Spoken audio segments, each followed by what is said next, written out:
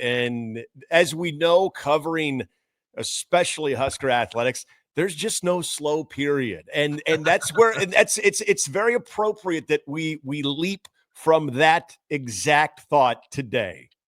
Yeah, so we were going to talk about some Nebraska basketball because massive win yesterday.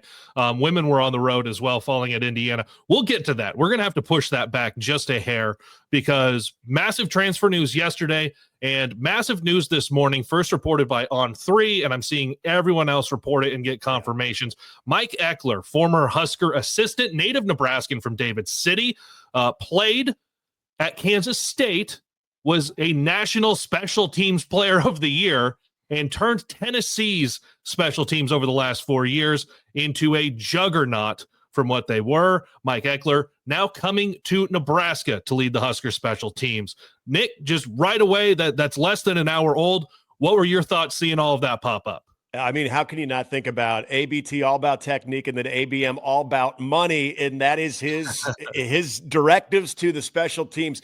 When you think of it, Kaleb, you think of high energy. And that's how he was with Bo. That's how he was at Nebraska. That's how he's been with Josh Heupel at Tennessee too, it is that energy. And whether we're talking about NFL special teams coordinators or in college, aren't some of the very best ones borderline psychotic?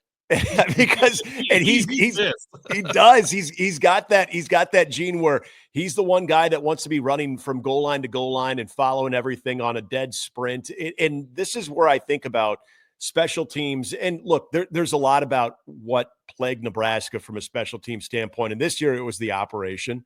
In previous years, we've seen certain guys in the specialty position, whether we're talking about kick returners, punt returners, the kicking game, whatever it is. So there's a lot of different things. And I know this is going to sound probably like the most cliche thing when we talk about either defense or special teams, but you have to start with that type of energy level. You have to start with something that is going to draw guys that are either playing on the offensive side of the football or the defensive side of the football to come over and want to be part of that third phase. And not only be part of that third phase, but be effective in that third phase, to be able to make plays, to get excited about special teams. So I think it starts at the top with who you're getting your orders from, who you are getting those directives from. And again, that's why I bring up his motto, the all about technique and getting all about money. There's just something right now with Mike Ekeler when we knew that Ed Foley, and that was inevitable. That was maybe one of the worst kept secrets, is that Ed Foley is not going to be overseeing special teams, even when that announcement hadn't come, that they needed some type of a jump start. And the name Mike Ekeler was being thrown around because of his connection to Nebraska, not only as being a former coach here, but I mean, the guy got started at Omaha Skutt Catholic in 1999, still got family here. So it just seemed like this was a perfect time for him to return for what Nebraska needed out of a special teams coordinator, but also what apparently it sounds like in Mike Ekeler's life of wanting to be back closer to home and closer to family. Well, and that's one of those things that I go both ways on it whenever there's a position opening or potentially opening and the names that get thrown around all have to have Husker connections. I'm like, well, they don't, but I understand when it's someone who's good at what they do and they have that itch to come home type of a thing. So this is one of them where it's like, yeah, you know what? That absolutely makes sense in what he's doing. Like you said, he got his coaching start at Skutt just up the road. The family is here. He's from David City. There are so many things that just make sense. And of course, the fact that he coached here before, what do Husker fans dive into first? Okay, who's been here? Who either played here or who coached here? And those were, you think about some of the best defensive teams that Nebraska has had. And no, he wasn't like the defensive coordinator, but he was coaching linebackers. Those were some of the best defensive teams of the 21st century. Of course, you've got Ndamukong Suh, and this is talking guys up front, and you've got Jared Crick, but also he coached Levante David. Right. You know, like he coached a number of guys, Cody Glenn, Philip Dillard, Eric Martin, Will Compton. Yep. These are Husker dudes who didn't just have success here, but went on to have playing careers in the NFL. And that's one of the things that you've seen Matt Rule want out of his coaches, is that it's not just about having success at Nebraska, developing what you're going to do at Nebraska. It's about developing and getting to the league. And he continued that after Nebraska as well, Nick. Like that's what you're getting out of this coach, in that hopefully he's going to take those special teams and he'll take starters, because you're going to be down to 105. So it's not just who's just on special teams. And I know Rule has been trying to get that more. That's its own interesting conversation now that it jumps into my head. But getting those starters to go carve out an additional role on special teams, because that helps them get to the league. Well, and it doesn't it also, I find it interesting in a time of dramatic change in college football. We just listened to Matt Rule on Saturday talk about one of the main reasons that they are going to get away from a traditional spring game. And we all thought it was because of the 105, and it really isn't. It's because of the whole tampering situation that in this dramatic landscape change of college football. And you look at some of the old brand name college football programs, Nebraska being one of them, that are trying to get back to the top. Isn't Tennessee one of those teams that Nebraska's trying to be, again, very similar to? Because Tennessee, they lost their way for a while. And then Josh Heupel, give them credit, they were able to find their way back up. That this is also a coach, not only with what he brings from a special team standpoint, but how to navigate all of that change for a guy that's been a part of that at a very high level program. You know, we're not talking about a guy that was at a Power Four, or I'm sorry, a Group of Four conference where maybe the NIL wasn't as rampant, maybe the demand and everything, the access to the players wasn't as rampant. I mean, you were at freaking Tennessee. So you understand in this changing landscape of college football, at a program like Tennessee that is right there in the middle of it, that was still able to thrive, take advantage of the resources that they've had, and be able to make successful players in those phases. That, to me, is probably one of the areas that's not going to be discussed as much about Mike Ekeler, but gives me personally some comfort that he's coming from a program that Nebraska's trying to be at that level right now too, and seeing that there was nothing about what his operation, anything that he was a part of, that you would go into Nebraska and all of a sudden be, wow, this is just too overwhelming. Boy, there's a lot of demand on these players. Boy, there's a lot of access that these fans want on these players. No, because it's the exact same thing over at Tennessee. Nope, I think we lost Kaleb. We're going to keep going.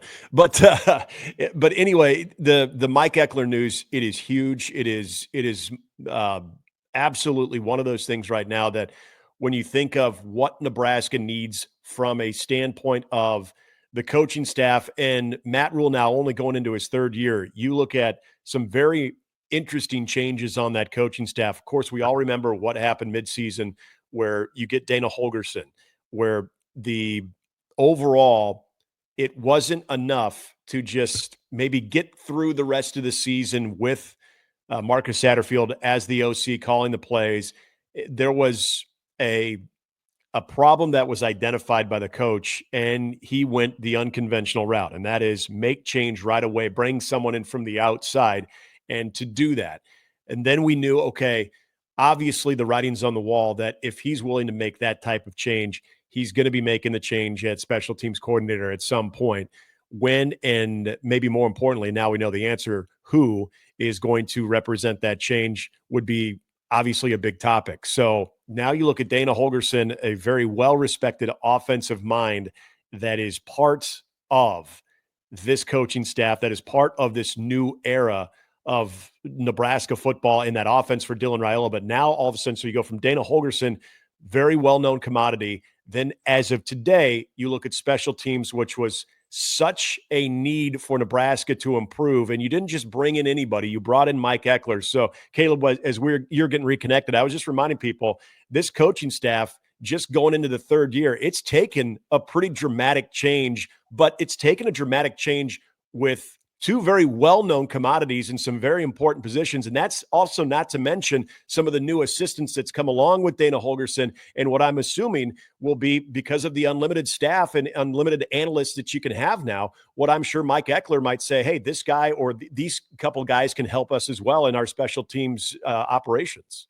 Wouldn't feel like a debut if the internet didn't absolutely die. It's just phenomenal. I was like, of course we are. We're not even 10 minutes in. Still super excited to figure all this out with HuskerMax Today. You're right, though, because not even like a year ago, you're going just the changes since like November, you know? And when Dana Holgorsen comes in, and it's, here are the things that I'm seeing you do correctly. Here are the things that I'd like to see changed. All the other assistant positions that you have, some because they opened up with guys leaving, but others because you wanted to make changes. Sometimes you ask people to leave so that you can make those changes. I really like that you're going to have multiple people on the staff that aren't going to just be yes men to Matt Rule. Like, he's able to oversee all of it, but they have experience running super successful operations, whether they were head coaches, whether they were coordinators, whether they've worked with Rule in the past or not, whether they've been at Nebraska in the past or not. These guys have all had success. And to come in and mix all of those egos, mix all of that experience and say, now you're running this operation in a different way that no one else has ever had to run because of the roster limits, because of revenue sharing, because of the way NIL and the transfer portal have evolved over the last few years. It's nice to have those guys that can come in like Mike Ekeler now and say, I've been at a place that's been successful. Here's what I'm seeing work. You guys are doing this. That hasn't worked where I've been. Let's change that operation a little bit. And I know we'll get to Matt Rule and his comments from Saturday's press conference a little bit later, but how much can Mike Ekeler come in and upend the operation that was largely, I don't know, a lot of the blame went to the long snapper. Right. But it's not like Nebraska has had a punt returner doing anything in a long time. It hasn't had a kick returner with a whole lot of success in a long time. Like, are the expectations that Eckler's going to come in and upend that too? It's a good question, because the highlights of what Tennessee was able to do, they were able to wreak havoc in the special teams game in a good way too. I mean, they're blocking punts, they're blocking kicks, they're able to get some return yardage.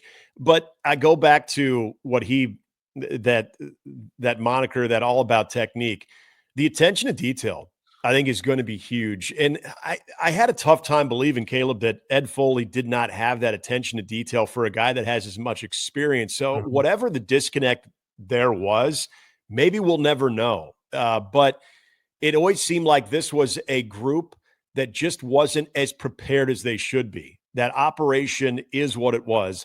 But there were times that other teams scouting Nebraska, whether it was on punt coverage or whether it was on punt team, that they would be able to identify a weak spot and they would exploit it for Nebraska. So having that attention to detail, I think, is absolutely where you start with Mike Ekeler. And I think just having that attention to detail to where you're seeing that every Saturday, where Nebraska's third phase looks like it's extremely prepared, to me, that's going to go a long way. Now, there is the kicking game, and give John Holsom credit. I think once he finally settled down, he became somewhat of a reliable person that you could, at least inside of 40 yards, that you could say, all right, I feel okay about this. So there's still a lot of improvement individually that needs to take place. And I'd be a fool to say, well, Mike Ekeler is going to solve all of that.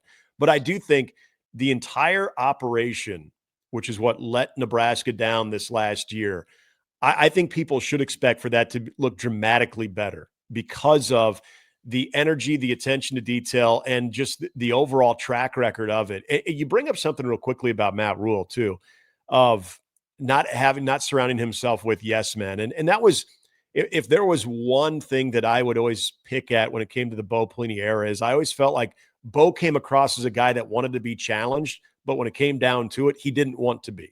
He wanted it to be the way he saw it. And, okay, yeah, I heard you, but we're still going to do things my way. Very stubborn, which I'm sure a lot of head coaches are. It's the ones that can run their program with the vision that they have in mind, but also be open to other ways to execute that vision. Matt Rule, as we've heard now over the last couple of years, he's not the easiest guy to work with. He's very demanding, and that needs to be the case. That's a good thing. But just because you're very demanding doesn't mean you're not open for suggestions, or you're not open for guys in the room to also be able to challenge you. And I think there is a good blend of that with Matt Rule, and I think he's shown that with the guys that he has continued to hire and bring on staff. So again, when you put the totality of all of that, especially with this Mike Ekeler hire, given his track record, and also given the fact that he's not just going to sit there and be quiet and be like, oh, coach, whatever you want me to do, I'm going to do. That's not Mike Ekeler's DNA. And I don't think that's why they brought him here. I think they knew exactly what they're going to get out of Mike Ekeler. And I think Phil Snow and Matt Rule said, yep, if we can get this guy, let's get him, because this guy is going to bring fresh perspective in an area that we need that. Just because you said it in there, how many times did we hear Tony White over the last month of the season say, well, it's what Rule wants. He's the guy in charge. And it was like, well, you're on your way out. Like you're not happy with how anything's going.